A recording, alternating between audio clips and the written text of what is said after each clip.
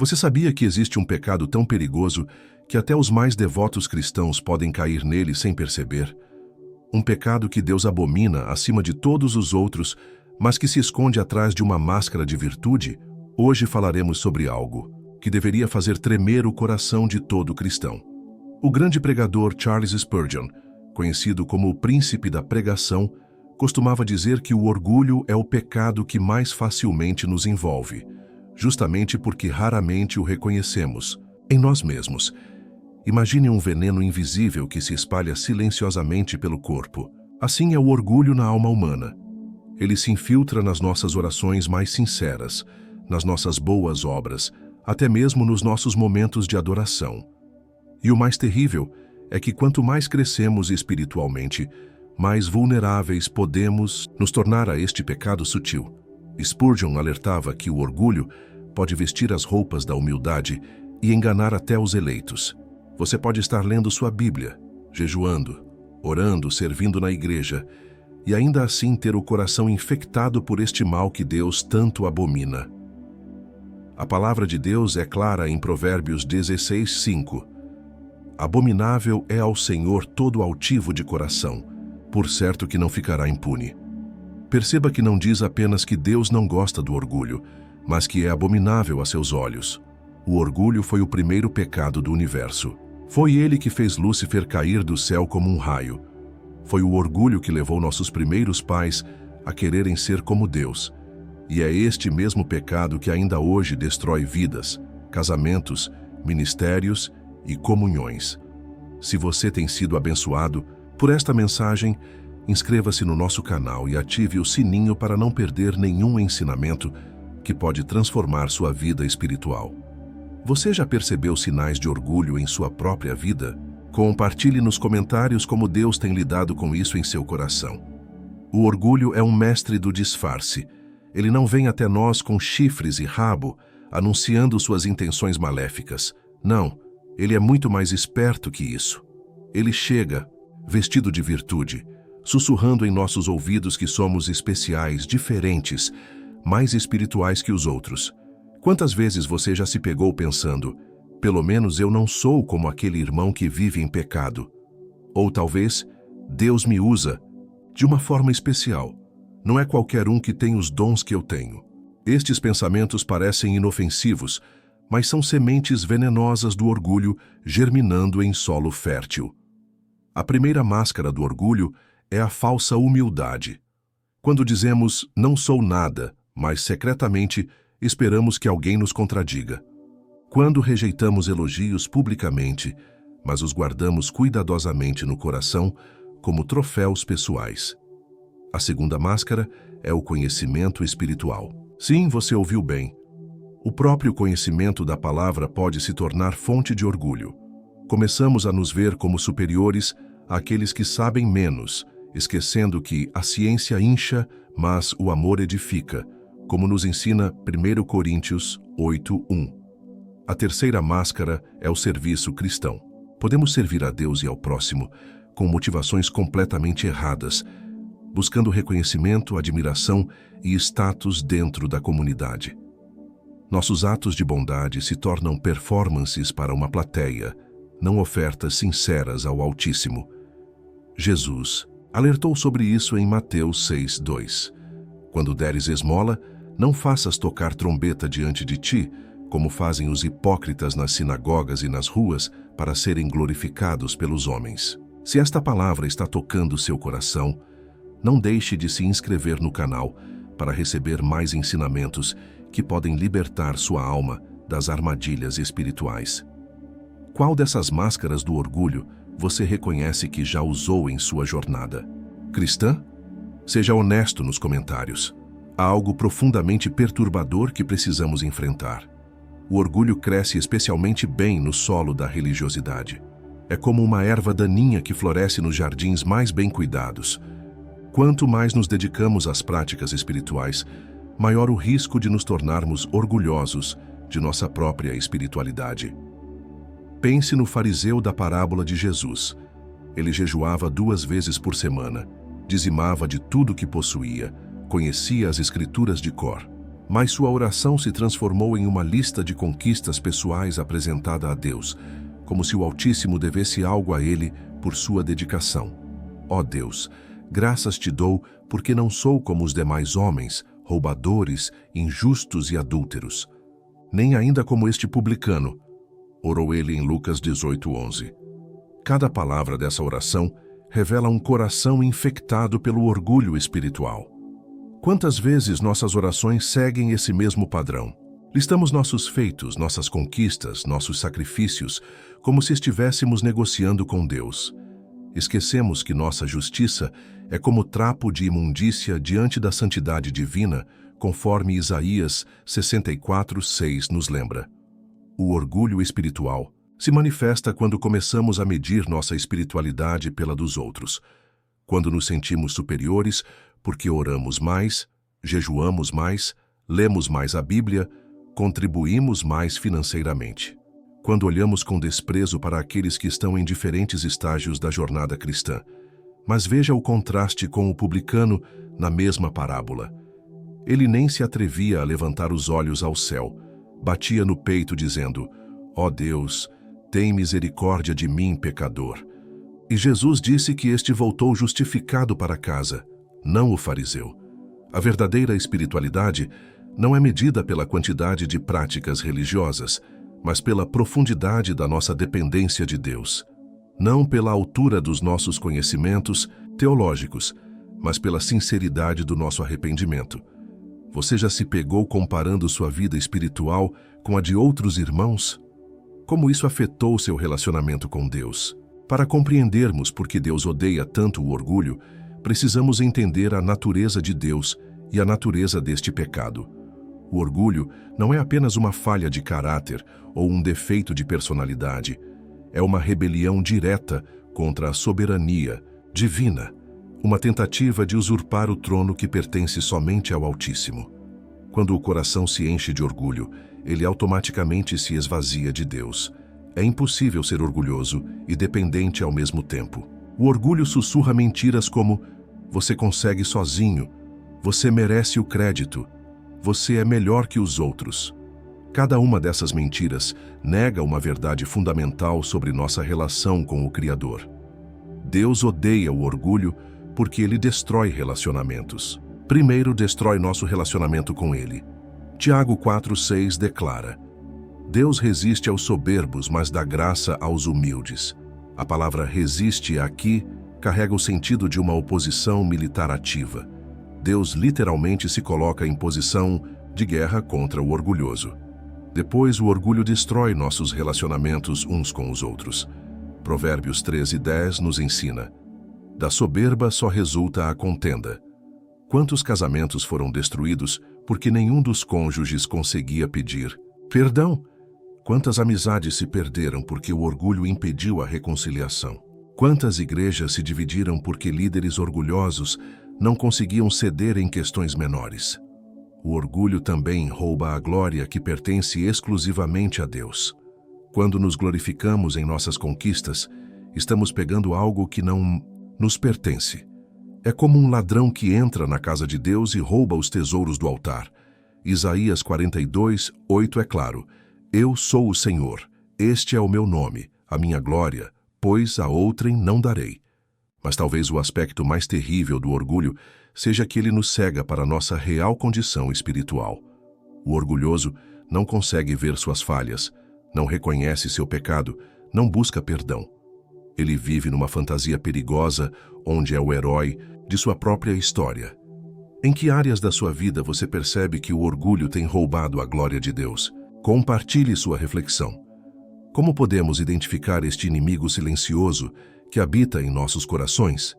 O orgulho é especialista em se esconder, mas deixa rastros que o olho treinado pode detectar. É como uma doença que apresenta sintomas específicos para quem sabe observar.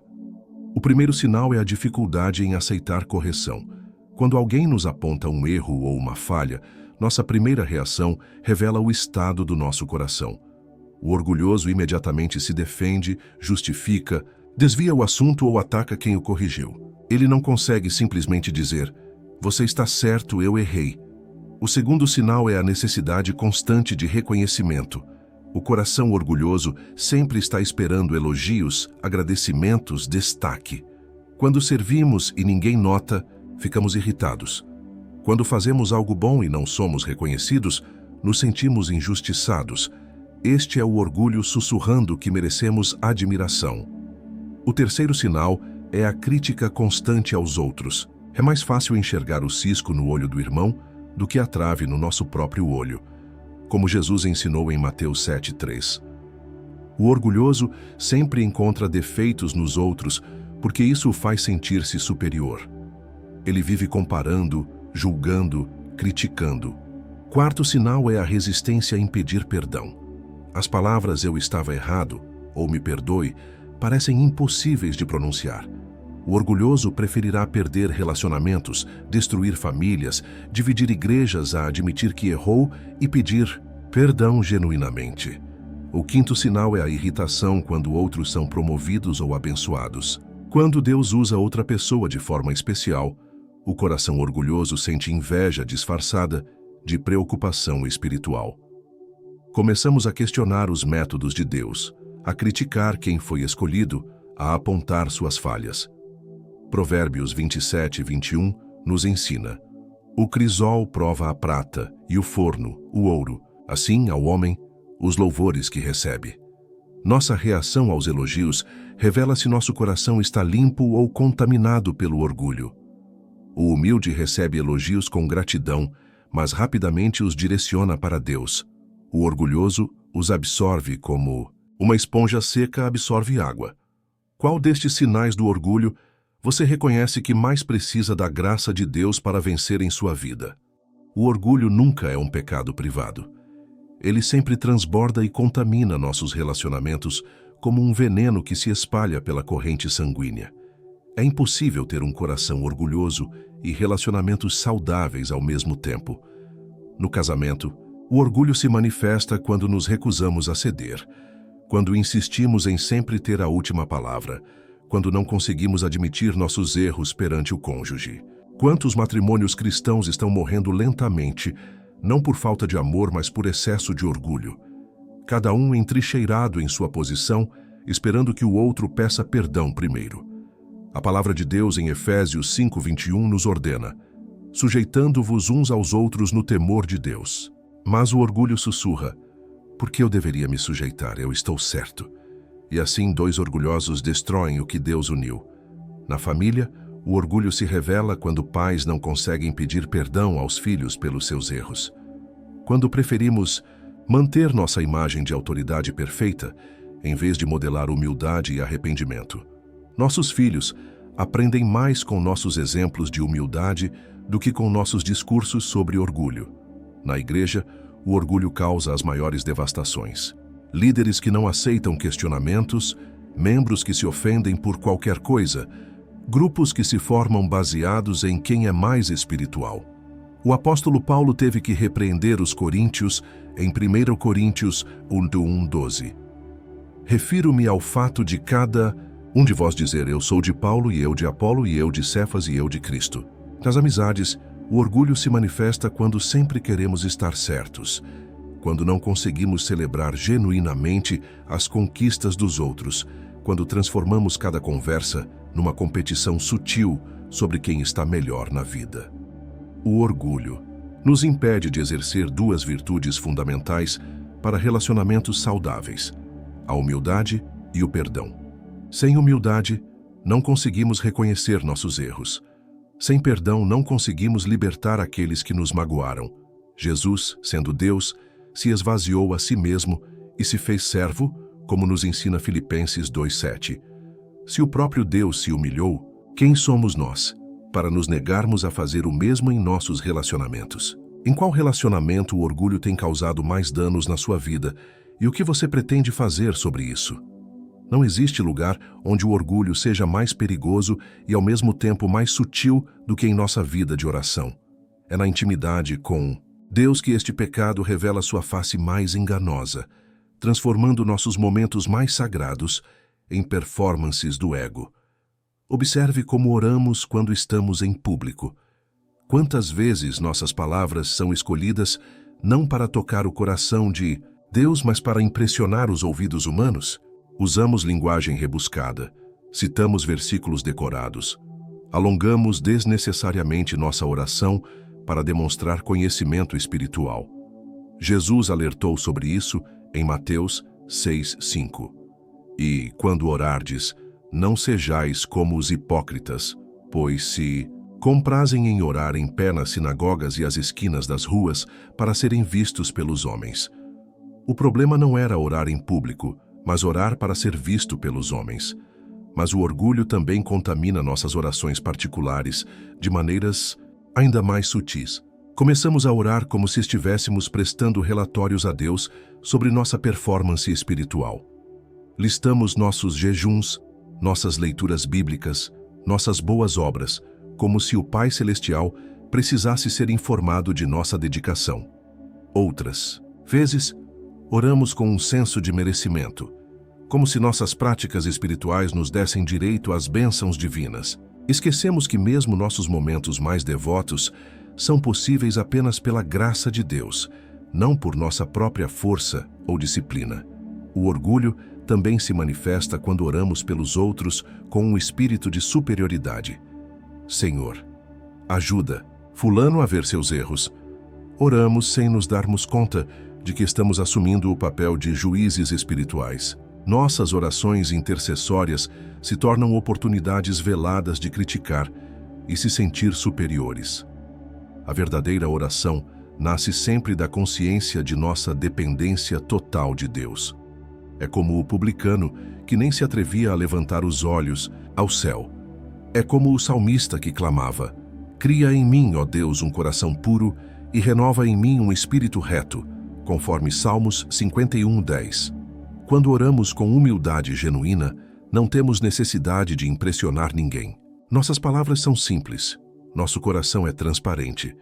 Nossa postura é de quem reconhece sua pequenez diante da majestade divina. Você consegue identificar traços de orgulho em sua vida de oração? Como isso tem afetado sua intimidade? Com Deus, o orgulho nunca fica impune. Como uma semente plantada na terra, ele sempre produzirá frutos amargos na vida daquele que o abriga no coração. A palavra de Deus é clara: a soberba precede a ruína, e a altivez do espírito a queda, conforme Provérbios 16:18. A primeira consequência do orgulho é o isolamento espiritual. Deus resiste aos soberbos, como já vimos em Tiago 4:6. Isso significa que o orgulhoso perde acesso à graça divina. É como tentar subir uma ladeira, enquanto Deus empurra na direção contrária. Suas orações perdem poder, sua comunhão com o Altíssimo se torna superficial, sua vida espiritual definha. A segunda consequência é o isolamento relacional. O orgulho constrói muros invisíveis entre nós e as pessoas que amamos.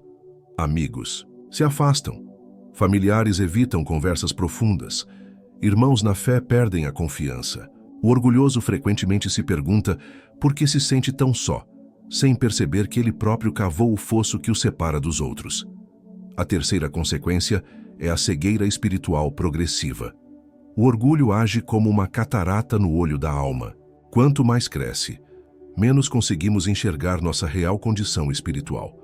Perdemos a capacidade de autoavaliação honesta, de reconhecer nossos erros, de perceber como estamos ferindo outros. Lúcifer é o exemplo mais dramático dessa cegueira. Ezequiel 28:17 nos diz: elevou-se o teu coração por causa da tua formosura, corrompeste a tua sabedoria por causa do teu resplendor. Ele não conseguia mais ver além de sua própria beleza e acabou sendo expulso da presença de Deus para sempre. A quarta consequência é a queda inevitável. A história está repleta de homens e mulheres que pareciam inabaláveis em sua fé, mas que caíram espetacularmente por causa do orgulho. Líderes que se achavam indispensáveis, ministros que se consideravam acima da tentação, crentes que julgavam ter alcançado um nível espiritual superior. O rei Uzias é um exemplo bíblico poderoso. Ele começou bem, buscou a Deus e prosperou grandemente. Mas segundo Crônicas 26:16 registra: Mas, havendo-se fortificado, exaltou-se o seu coração até se corromper. Sua prosperidade alimentou seu orgulho, e seu orgulho levou à sua queda. A quinta consequência é a perda de discernimento. O orgulhoso toma decisões baseadas em sua própria sabedoria limitada, recusa conselhos, despreza alertas. Como resultado, comete erros que poderiam ser facilmente evitados se tivesse um coração humilde e dependente de Deus. Você já experimentou alguma dessas consequências do orgulho em sua própria vida? O que aprendeu com essa experiência? Se o orgulho é a doença que mata a alma, a humildade é o remédio que a cura. Mas como desenvolvemos esta virtude que parece tão contrária à nossa natureza humana? Como cultivamos um coração humilde numa época que exalta o ego e celebra a autopromoção? A verdadeira humildade começa com uma visão correta de Deus. Quando Isaías contemplou a santidade divina no capítulo 6 de seu livro, sua primeira reação foi: "Ai de mim, pois estou perdido, porque sou um homem de lábios impuros e habito no meio de um povo de lábios impuros. Os meus olhos viram o Rei, o Senhor dos Exércitos." Quanto mais clara nossa visão de quem Deus é, mais clara se torna nossa visão de quem somos. Na luz de sua santidade infinita, nossa justiça própria desaparece como sombras ao meio-dia. Na presença de sua sabedoria eterna, nossa inteligência se revela limitada e falha. A humildade também nasce do reconhecimento de nossa total dependência de Deus. Jesus disse em João 15:5, "Sem mim, nada podeis fazer." Esta não é uma hipérbole espiritual, mas uma realidade absoluta. Cada batimento do nosso coração, cada respiração que tomamos, cada pensamento que formamos, existe apenas pela sustentação contínua da mão divina. O terceiro fundamento da humildade é a lembrança constante de nossa condição de pecadores salvos pela graça. Paulo, o grande apóstolo, nunca se esqueceu de que era o principal dos pecadores, como ele mesmo declara em 1 Timóteo 1,15. Não porque seus pecados fossem piores que os de outros, mas porque ele mantinha viva a consciência de sua indignidade diante da misericórdia divina. A humildade se desenvolve também através do serviço sacrificial. Quando lavamos os pés dos outros, literalmente ou figurativamente, nosso coração se molda à semelhança de Cristo. O orgulho murcha quando nossas mãos se sujam servindo aqueles que não podem nos retribuir. Outra disciplina fundamental é aceitar correção com gratidão.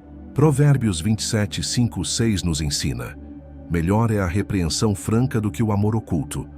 Leais são as feridas feitas pelo que ama, porém os beijos de quem odeia são enganosos." Quando recebemos crítica construtiva como um presente de Deus, nosso orgulho perde terreno em nosso coração. A prática regular da confissão também cultiva a humildade.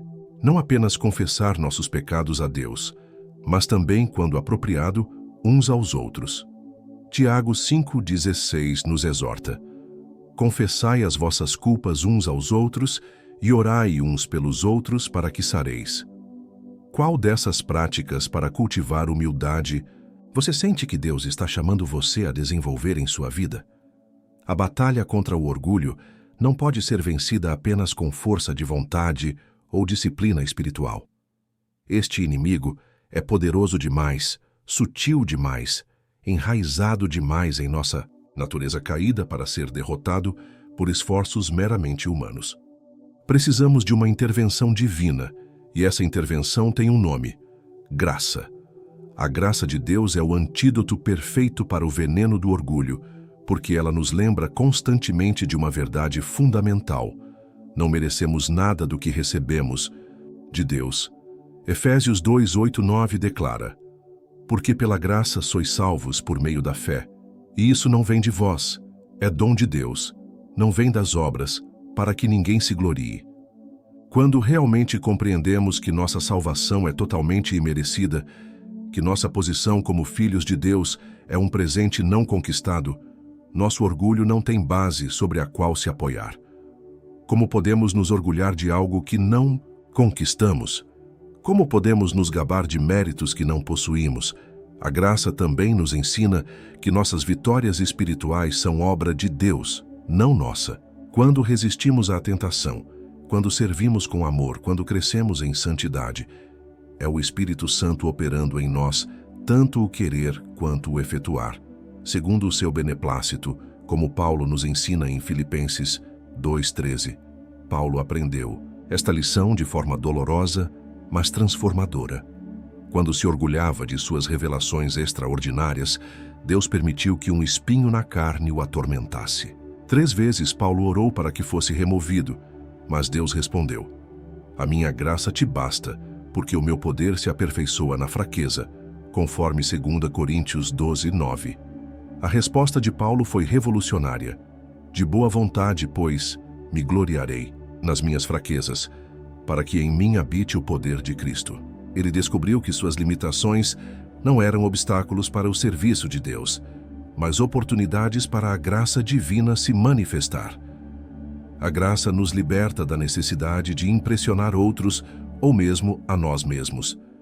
Quando sabemos que somos amados e aceitos por Deus, não por causa de nossa performance, mas apesar de nossa imperfeição, podemos finalmente relaxar em sua presença. Não precisamos mais fingir ser melhores do que somos. Esta compreensão da graça também nos capacita a estender misericórdia aos outros. Quando reconhecemos que somos mendigos da misericórdia divina, como podemos negar perdão a outros mendigos? A graça recebida se torna graça compartilhada. Como a compreensão da graça de Deus tem transformado sua luta contra o orgulho em sua vida. A luta contra o orgulho não é uma batalha que travamos uma vez e depois esquecemos. É uma guerra diária que exige vigilância constante e dependência contínua da graça de Deus. O orgulho é como uma erva daninha que sempre tenta brotar novamente, especialmente quando pensamos que já a erradicamos completamente. Paulo advertiu, em 1 Coríntios 10:12, "Aquele, pois, que cuida estar em pé, olhe que não caia." Esta advertência é especialmente relevante quando se trata do orgulho.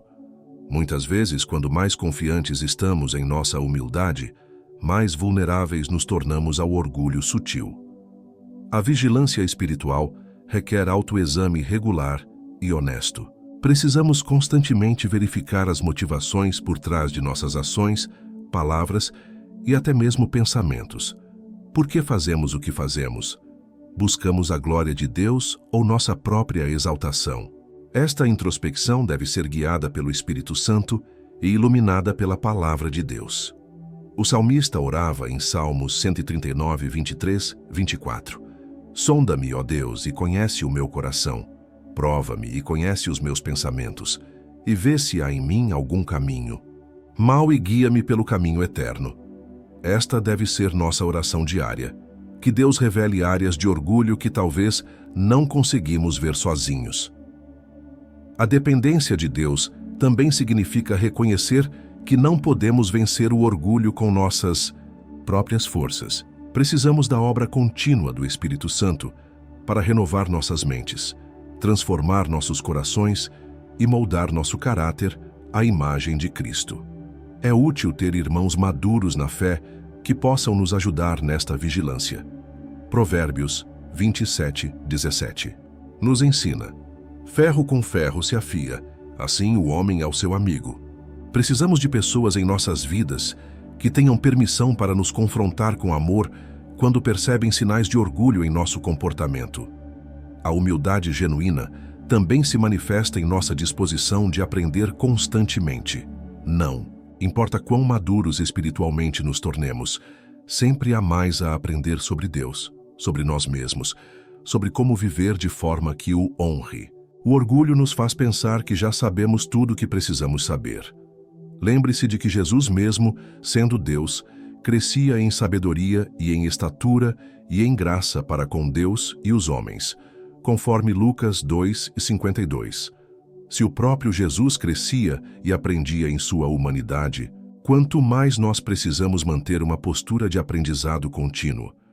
Que práticas de vigilância espiritual você tem implementado para se proteger do orgulho em sua caminhada cristã? Amados irmãos, chegamos ao final desta jornada de reflexão sobre o pecado mais sutil e perigoso que existe, o orgulho. Que o Senhor use cada palavra compartilhada aqui para trazer convencimento ao nosso coração e transformação à nossa vida.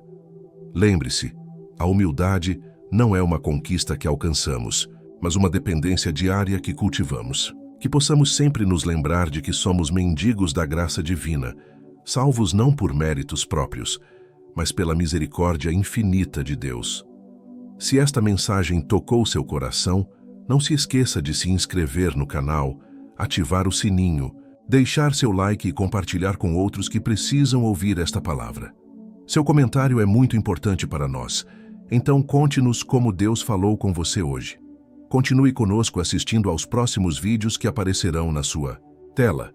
Que a graça do nosso Senhor Jesus Cristo esteja com todos vocês. Amém.